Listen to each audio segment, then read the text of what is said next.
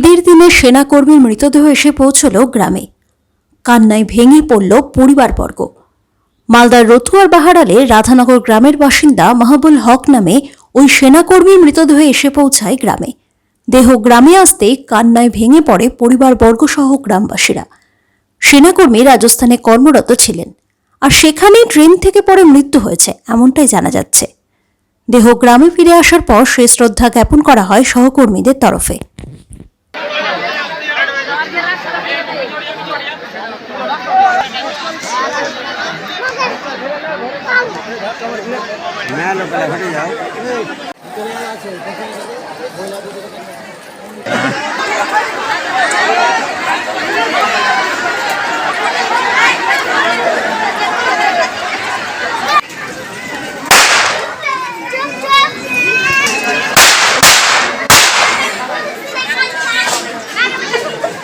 পবিত্র ঈদ কিন্তু আমাদের এলাকার জন্য অত্যন্ত শোকের একটা দিন। আজকে আমাদের বাহারাল অঞ্চলের রাধানগর গ্রামে আমাদের মহবুল নামের এক ভাই, বয়স 27, ইন্ডিয়ান আর্মিতে কর্মরত অবস্থায় ছিল। ঈদের দিনে বাড়ি ফেরার জন্য সে ট্রেনে করে বাড়ি আসছিল। মোগলসরাই স্টেশনে একটা দুর্ঘটনায় তার মৃত্যু হয়। আজকে আমাদের সারা এলাকা জুড়ে শোকের ছায়া। পবিত্র ঈদের খুশির দিনেও আজকে আমাদের এলাকার প্রত্যেকটা মানুষ ভারাক্রান্ত। ওনার সন্দেহ এসছে ইতিমধ্যে, আমরা এখানে এসেছিলাম দেখার জন্য, এবং ওনাদের আধিকারিকরাও এসেছিলেন। ওনাদের যা প্রক্রিয়া সেগুলো সম্পূর্ণ করেছিলেন। হাজার হাজার মানুষের ঢল আপনারা দেখতে পাচ্ছেন। এলাকায় অত্যন্ত শোকের ছায়া পড়েছে। আমরা ওর পরিবারের প্রতি সমবেদনা জানাচ্ছি এবং ওর পরিবারের পাশে আমরা সবসময় থাকবো এই আশা রাখছি। রাজস্থানে পোস্টিং ছিল ভাইয়ের। আর কি নাম? মহবুল হক।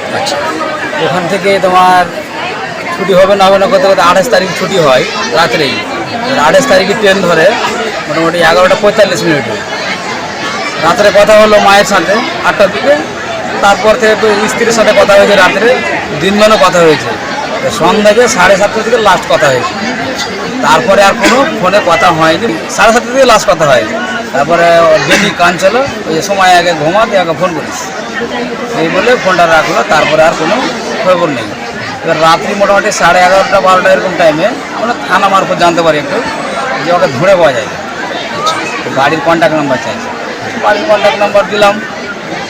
তারপরে আমরা তার বসে নেই, ওরা বসে থাকলে আমরা বসে নেই। খোঁজ খবর চালাচ্ছি একে ওকে, আত্মীয় স্বজনকে, বাবার বন্ধু বান্ধব, বা হয়তো আর কেউ কোনো যাতে চাকরি করছে বা আর এত ফোন করছে। আর যেখানে থাকতো রাজস্থানে ওখানে কিন্তু ফোন করলাম যে মালিক।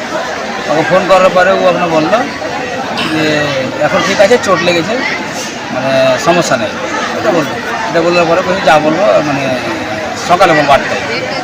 তারপরে এবার সারা সকাল 5টা থেকে শুরু ফোন লাগাইছে। এগারোকে ফোন করার পরে সকাল 5টার দিকে ফোন তো ধরলে না, 8:30টার দিকে ফোন ধরছে। ফোন ধরার পরে বলছে দুবার বেঁচে নিয়ে মারা গেছে। কীভাবে হলো এটা? ট্রেন দুর্ঘটনা, মানে ট্রেন থেকে কোনো কারণে পড়ে যায়, এটাই বলেছে আমরা। তারপরে আমরা এখনও কোনো কিছু জানি না, আর এখন কি খবর পাই। এখন আমরা প্রশাসনকে এটাই বলবো যে আমরা তো গরিব লোক, বাবা খেটে খেটে কোনো রকমের ভাইটা চাকরি করেছে, এখন ভাইয়ের বিয়ে শাদী হয়েছে, ভাইয়েরও ছেলে 2টা মেয়ে আছে, স্ত্রী আছে, তারপর আমাদের আরও ভাই আছে বেকার। আমরা চাইছি যে চাকরি বদলে চাকরি যদি হয়, মেয়ে দুটাকে দেখে, তাহলে আমরা খুব খুশি হব। এসছি রাধানগরে আমাদের জওয়ান, উনি বাড়ি ফিরছিলেন ঈদের সময়। বাড়ি ফেরার পথে সেই ট্রেনে আমরা শুনতে পেয়েছি যে ট্রেনে একটা দুর্ঘটনা ঘটেছে। আমরা এই শোকাহত এখানকার এলাকাবাসী, রাধানগর প্রায় সকল মানুষ এখানে শোকাহত। বাড়ি আসছিলেন, এবার ট্রেনে কীরকম কী ঘটনা ঘটেছে সেটা পুলিশ আধিকারিক, তার ডিপার্টমেন্ট এটাকে তদন্ত করে দেখবেন সেটা কী ব্যাপার হয়েছে।